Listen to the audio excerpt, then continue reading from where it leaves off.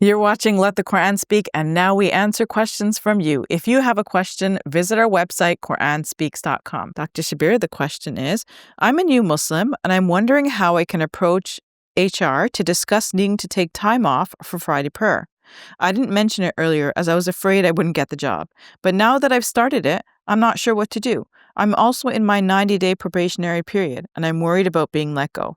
That sounds like such a real question. I can imagine a lot of new Muslims having that question, and also ordinary Muslims, because they're concerned about what their employer might say, right? Safiyyah, as you know, the Ontario Human Rights Code, and also on the whole for Canada, they have laws in place to make sure that it is a duty that employers have to accommodate individuals according to their sincerely held beliefs.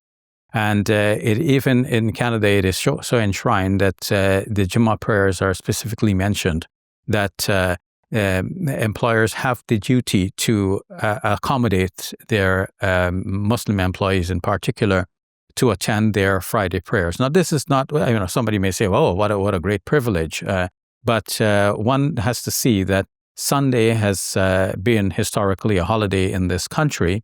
And why Sunday? Because that was a holiday for people of particular religion. I mean, that was a day when they would go to their places of worship and enjoy their mass and ceremonies and so on. So Muslims coming to this country, they find this situation to be like that. They're off on the Sunday, but they would rather have been off on the Friday so that they can go to their mass and enjoy their religious rituals and procedures. And if they cannot get the whole day off, well, can they get at least that extended lunch break period so that they can go to the mosque, pray, and come back and continue their work with renewed vigor and renewed intensity, renewed dedication, knowing that the sermonizing in the mosque is going to stimulate them and inspire them to be good to society, be good to their employers, be fair, to work for the money that they're earning, and so on, and not just simply clock their hours and pretend to be working, and so on, because it becomes the work ethic of the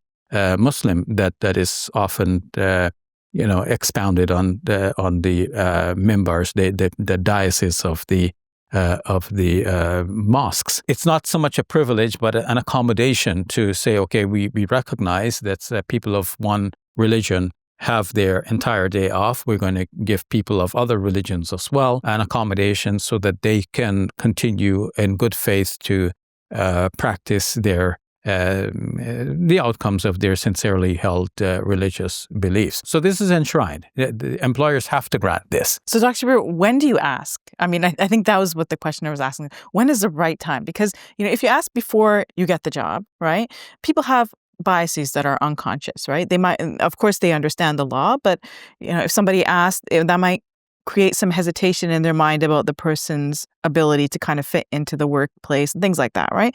So what is the best time to ask? Yeah. So we cannot prescribe one rule for everybody because people are, everyone is different. And two things come into play here.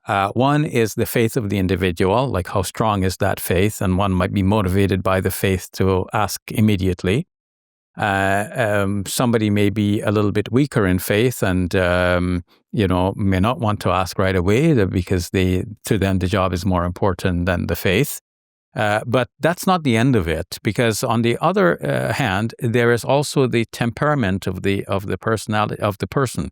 We have different personalities. Some of us are bolder. Some of us are more timid by nature. So yes. A person may be strong in faith, but timid in personality. So even though their faith is driving them forward to go and demand this, they're too shy to ask, right? So we're not going to judge a person because they fail to ask.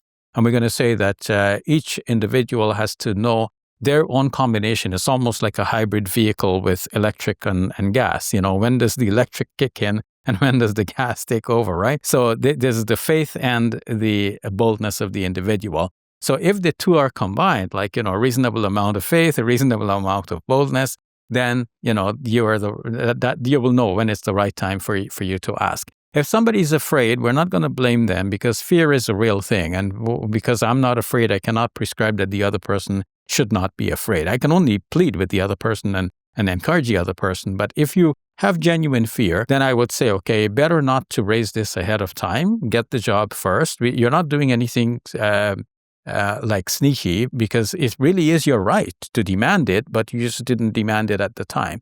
And if you're in the probation period and you still feel that it's not safe for you to request it then perhaps it might be better for you to ask forgiveness from God for the fact that you're missing these prayers in the meantime, and wait for the probation period to be over. And then, of course, you make a firm demand. At no time, however, can your demand be refused, because this is a right that you have, and this is enshrined in the Ontario Human Rights Code and in Canada Human Rights Principles. All right, we'll leave it at that. Thank you, Dr. Shabir. You're welcome.